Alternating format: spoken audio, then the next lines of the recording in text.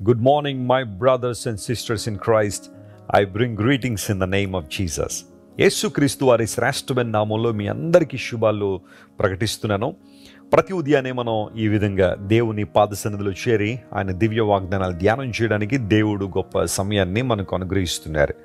గత రాత్రంతా దేవుడు చక్కని విశ్రాంతిని మనందరికీ అనుగ్రహించి ఈ ఉదయకాల సమయంలో ఆయన స్తుతించే గుంపులో, ఆయన ఆరాధించే గుంపులో మనలను ఉంచినందుకు మనం ప్రభువుని స్తుతించాలి. యెహోవా దయాళుడు, ఆయనకు కృతజ్ఞతాస్తుతులు చెల్లించడి అని లేఖనాలు సెలవిస్తున్న రీతిగా మనం ఎందుకు దేవుణ్ణి ఆరాధించాలి, ఎందుకు దేవుని స్తుతించాలని చాలామంది అడుగుతూ ఉంటారు.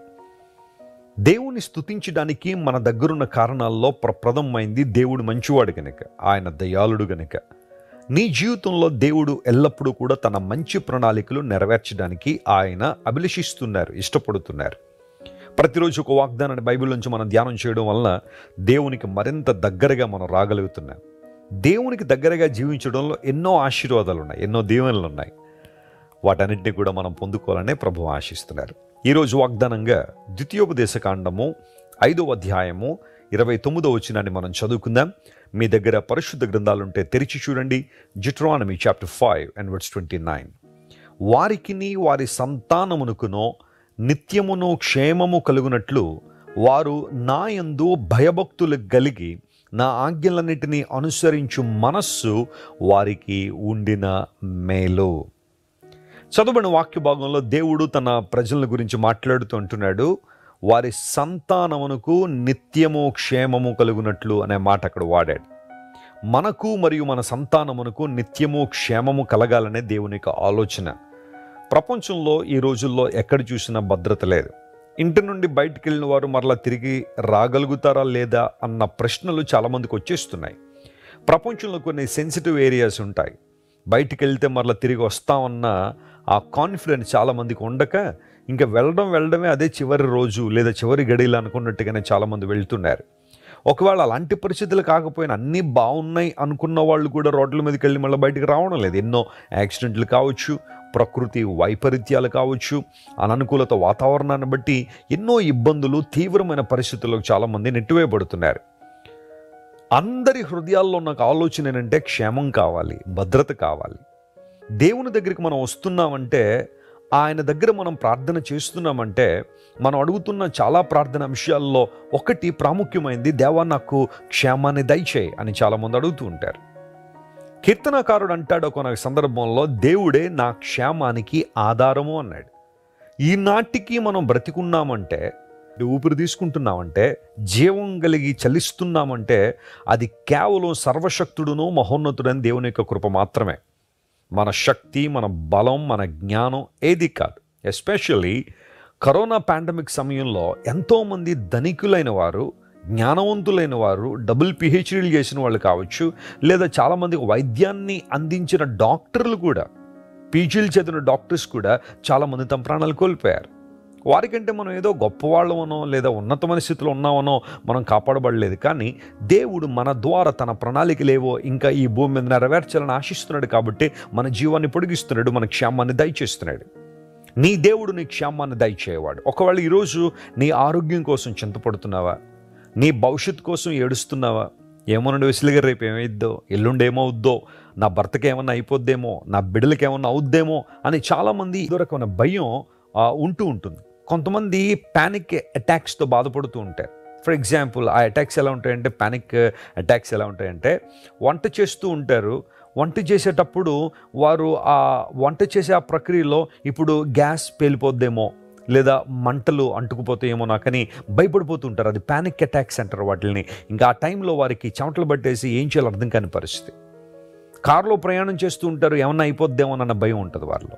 బస్సు ఎక్కి ప్రయాణం చేస్తుంటారు, బస్సుకి ఏమన్నా అవుతుందేమోనన్న భయం చాలామందిలో కనబడుతూ ఉంటుంది. ఇలాంటి అటాక్స్ చాలామంది పొందుకుంటూ ఉంటారు. అయితే ఆ పర్టికులర్ సమయంలో ఏ రూపంలో, ఏ పరిస్థితులను అపవాది నీ మీద దాడి చేసినప్పుడు, సాతాను నిన్ను శోధించినప్పుడు నువ్వు దేవుని వాగ్దానాలు ఎత్తి మాట్లాడాలి, దేవుని వాగ్దానాలను స్మరించుకోవాలి. దేవుడు అంటున్నాడు, వారు మాత్రమే కాదు వారి సంతానము కూడా నిత్యము క్షేమంగా ఉండడం నాకు ఇష్టమైన కార్యం. అలా ఉండాలి అంటే వారు నా యందు భయభక్తులు కలిగి నా ఆజ్ఞలను అనుసరించే మనసు వారికి ఉంటే చాలు.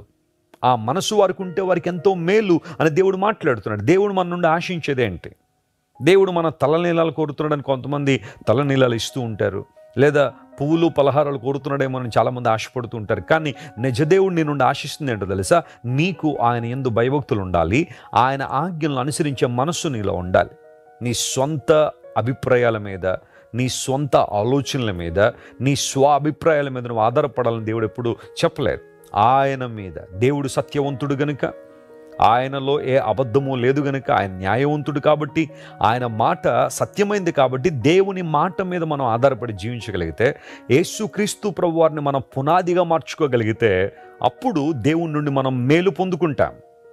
ఒకనొక సందర్భంలో దేవుడు అంటున్నాడు, అయ్యో ఇశ్రాయేలు, నీవు నా మాట విననేడల ఎంత మేలు అనే మాట ప్రభువు మాట్లాడారు. అయ్యో ఇశ్రాయేలుని ఎందుకు అన్నారు అంటే, చాలాసార్లు మనం నష్టపోవడానికి లేదా ఇబ్బందులు పాలవడానికి కారణం దేవుని మాటకు మనం లోబడనందువలనే. పరిశుద్ధాత్మ దేవుడు మనతో మాట్లాడుతున్నప్పుడు ఆ స్వరానికి మనం తిరుగుబాటు చేసినప్పుడే కదా మన జీవితాల్లో ఎన్నో ప్రతికూలతలు వచ్చాయి. అయితే ఈరోజు దేవుడు మరొక్కసారి మన జ్ఞాపకం చేస్తున్నాడు, నీకు ఏ మనసు ఉండాలి అంటే ఆయన ఆజ్ఞలను, ఆయన మాటలను అనుసరించే మనసు నీలో ఉండాలి, ఆయన యందు భయభక్తులు కలిగే అనుభవం నీలో ఉండాలి. నీవు ఎప్పుడైతే భయభక్తులు కలిగి ఉంటావో, నీ పిల్లలు కూడా దేవుని యందు భయభక్తులు కలిగి ప్రభువుని ఆరాధిస్తారు. వారి సంతానము క్షేమము కలిగినట్లుగా ఈరోజు దేవుని నుండి క్షేమాన్ని మనం కలిగి ఉందాం. ఆయన మనల్ని ప్రొటెక్ట్ చేయవారు, ఆయన మనల్ని కాపాడువారు. సర్వశక్తులైన దేవుడు, ప్రేమగల దేవుడు తన కౌగిల్లో మనల్ని భద్రపరిచాడు. నా చేతిలో నుండి ఏ ఒక్కరూ మిమ్మల్ని అపహరింపనేరరు అని ప్రభు చెప్పిన వాగ్దానాన్ని మనం క్లెయిమ్ చేసుకుని దేవుని నుండి క్షేమాన్ని మనం పొందుకుందాం. తద్వారా ఆశీర్వాదాలు అనుభవిద్దాం. అలాంటి కృప దేవుడు మీకు దయచేయను గాక. కళ్ళు మూసుకొని చిన్న ప్రార్థన చేస్తాను. ప్రేమగల తండ్రి, మా ప్రియులను మీరు ప్రేమించి ఇచ్చిన వాగ్దానాన్ని బట్టి నీకు స్తోత్రాలు. వారు వారి సంతానము నిత్యము క్షేమము కలిగి ఉన్నట్లుగా నీకు వారి పట్ల కలిగి ఉన్న ప్రణాళికలను బట్టి నీకు స్తోత్రాలు. మేము నీ యందు భయభక్తులు కలిగినప్పుడు ప్రభువా, నీ ఆజ్ఞలు అనుసరించే మనస్సు మాకుంటే ఎంతో మేలు మా జీవితంలో జరుగుతుందని లేఖనానుసారంగా మాతో మాట్లాడినందుకు నీకు స్తోత్రాలు. మా ప్రియులను బలపరచండి. ఎవరైతే ఆందోళనలో ఉన్నారో, ప్యానిక్ అటాక్స్తో ఎంతమంది అయితే బాధపడుతున్నారో, ఏం జరిగిపోద్దన్న భయం వారిని బాగా కలవరపెడుతుందో, వాళ్ళందరినీ మీరే ముట్టి ప్రభువా లేవనెత్తి గొప్ప కార్యాలు, ఆశ్చర్యకార్యాలు జరిగించండి, నడిపించండి. నీ మంచితనం అంతా వారి జీవితంలో కనుపరచండి.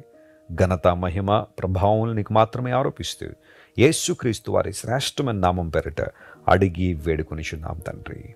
Amen, amen. God bless you friends. Have a wonderful day. మీరు ఇంతవరకు విన్న దైవ సందేశం మరియు దేవుని సేవకులు చేసిన ప్రార్థన మీకు ఆశీర్వాదకరముగా ఉన్నదని విశ్వసించుచున్నాము. ఈ సందేశాన్ని మీ స్నేహితులకు, బంధువులకు షేర్ చేయండి. మీకు ఏదైనా ప్రార్థన అవసరత ఉన్నచో మా ఫోన్ నంబర్లకు కాల్ చేయండి. దేవుడు మిమ్మల్ని ప్రేరేపిస్తే విశ్వాసంతో సాగుచున్న ఈ పరిచర్యను ప్రోత్సహించండి.